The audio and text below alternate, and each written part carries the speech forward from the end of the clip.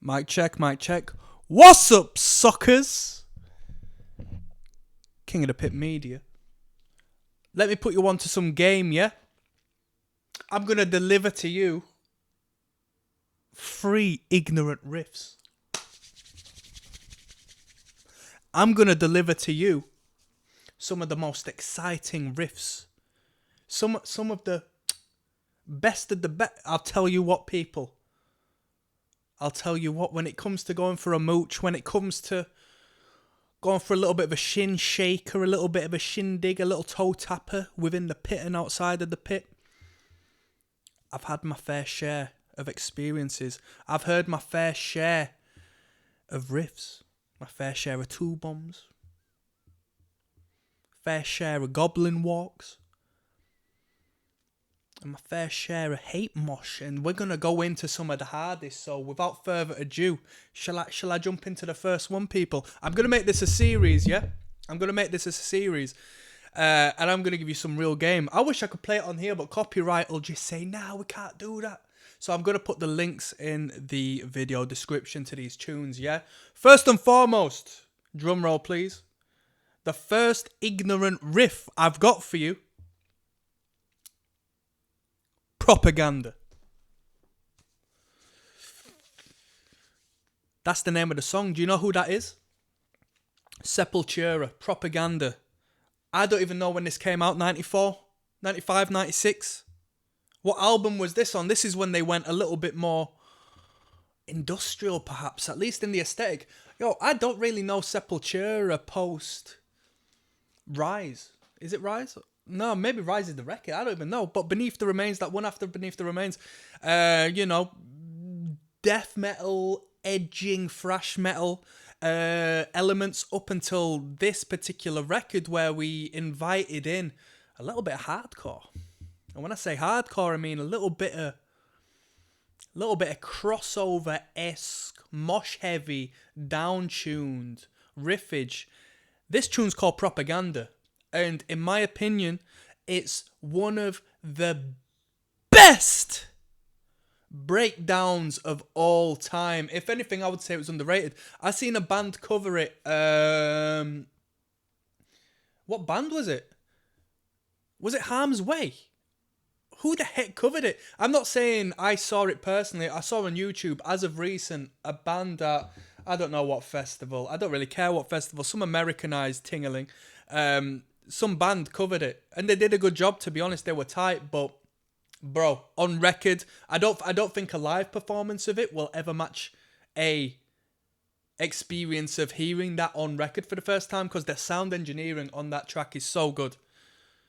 Sepultura, Propaganda. I got into that riff in particular through, now I'm going to take you down some nicheness here, a Canadian band called Think Twice, right?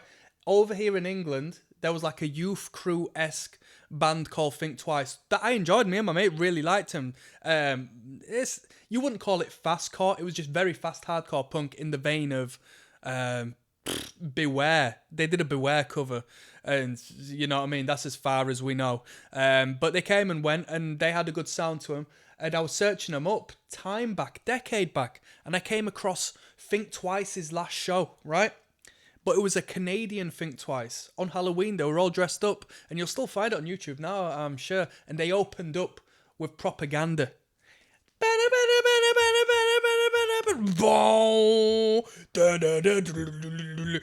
it's the one riff.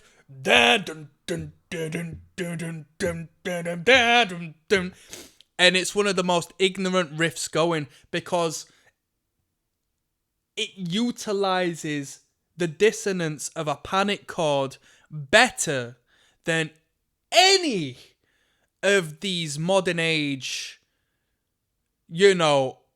metalcore adjacent acts, these disembodied worshipping acts who use it well, but it's not how it's used on this particular track.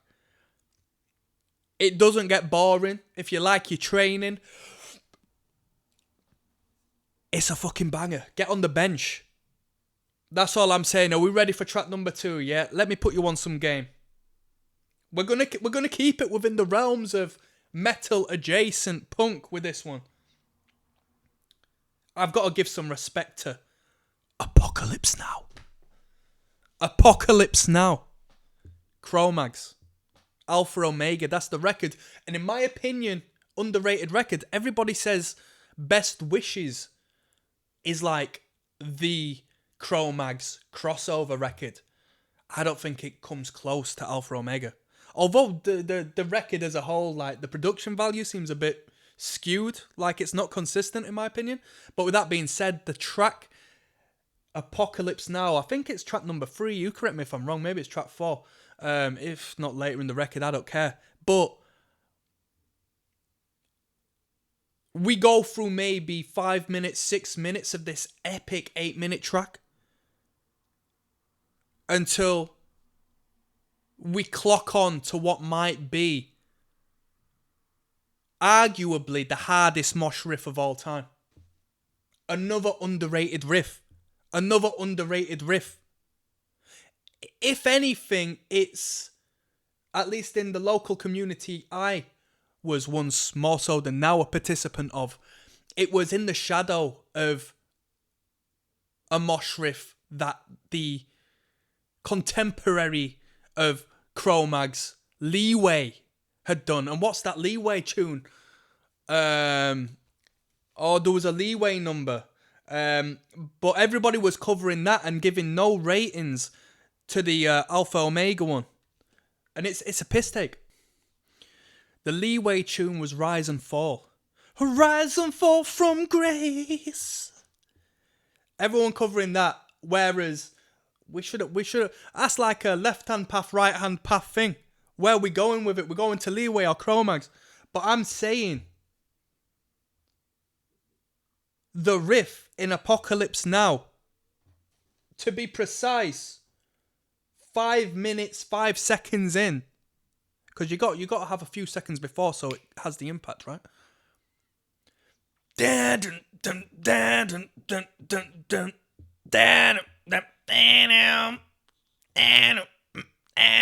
then it's a dun dun, because when you got an ignorant riff, whether it could even be a mid-tempo one, but when you've got the stabs, dun dun dun dun, bro, it's a gas, and the riff comes in after a guitar solo, right? So everything's excited. It's like flipping Domination by Pantera, right? We got the extra guitar solo, and then boom, dun dun dun dun dun dun dun. But in my opinion, Domination, although it is epic, I think it's overrated. I think it's overplayed, at least. I think it's overplayed. Overrated is debatable because it is a classic, but I think it's overrated. I think it's overrated. But this one is so underrated as like arguably the best mosh, the best crowd mosh, the best ignorant riff of all time. I don't know why. Honestly, I don't know why. There was a band that did a riff adjacent to it, or reminiscent of it. A band in the UK called Splitcase, and they did a tune called like World Minority, I think it was, and they had a riff like that, and I caught them a couple of times, and do you know what I mean? When them lot who want to annoy the crowd for a second hear that riff, bro, sometimes you just got to step back for a second, let these people do their thing. I don't want to get kicked in the face by a Timberland. Sorry about that. Anyway, moving on to the third and final ignorant riff, and I'm gonna niche it down even more with this one. This will be a special rating because we got Sepultura, we got Cro-Mags, we got these epic historical bands, right? These legacy acts. I'm gonna bring it a bit more modern. An American band called Bent Life, right? Seen this band live before, and the song in particular is entitled "Cheat Death," right? This band, Bent Life, I categorize with a bunch of other American bands, or yeah, I would say they're all American. I call them Sound and Fury core, right? Because when I was initially getting into like mosh music and stuff and hardcore and like the metalized hardcore music, not to be strict on the genre, but you know what I mean. It's not like hardcore punk music, is it? It's riffs and like tough guys, man. I used to adore the Sound and Fury sets and footage, and it always seemed like they were, at least at that time, in great support of acts like this, like your Zibalbas and your fat guy bands, basically, where these big heavy lads can get in the pit and cause a ruckus. I loved that. Your Soul Searches and acts like that, right? Which that particular style, although I might be the only one who calls it Sound and Fury core, is still very prominent to this day. Still very prominent. I mean, maybe more so as far as popularized. Maybe it's got more of a beat down edge to it as opposed to just like breakdowns. But here we are.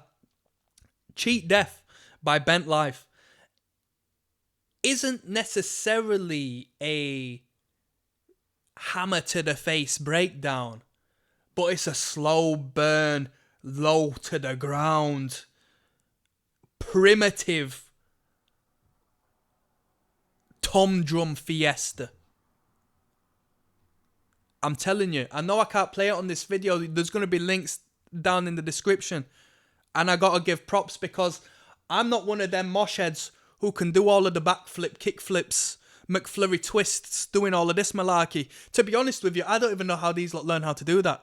Because it's very clear that when you're doing all of these spin kicks and stuff, it's pretty clear. If it's some random head doing it, you've been practicing that at home. And how have you got space to practice that at home?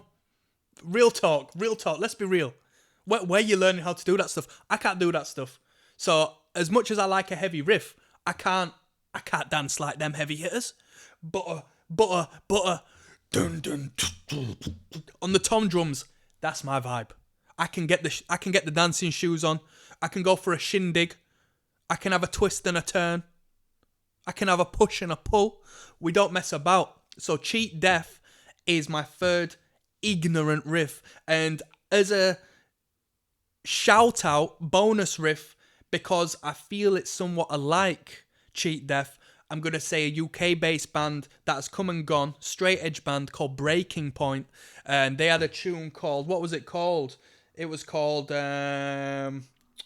Cautious Eyes, right? Cautious Eyes. I think, did Purgatory Records put them out?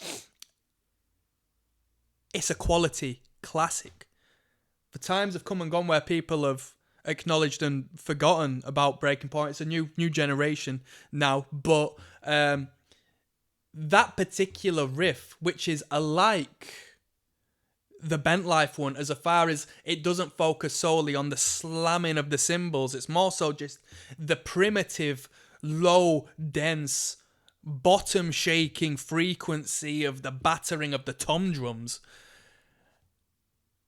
That was a peak one to be a young lad enjoying some live music back in the day in a more intimate venue space.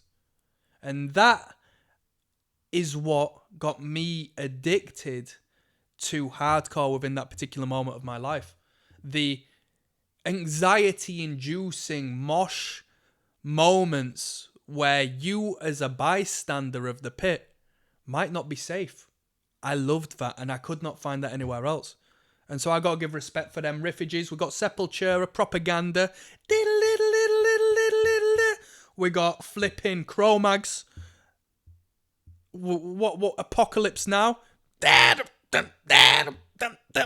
we got flipping Bent Life. Little mosh call before that Bent Life riff. Fighting a war, I can't. What more can I say? I'm signing out, people. Peace.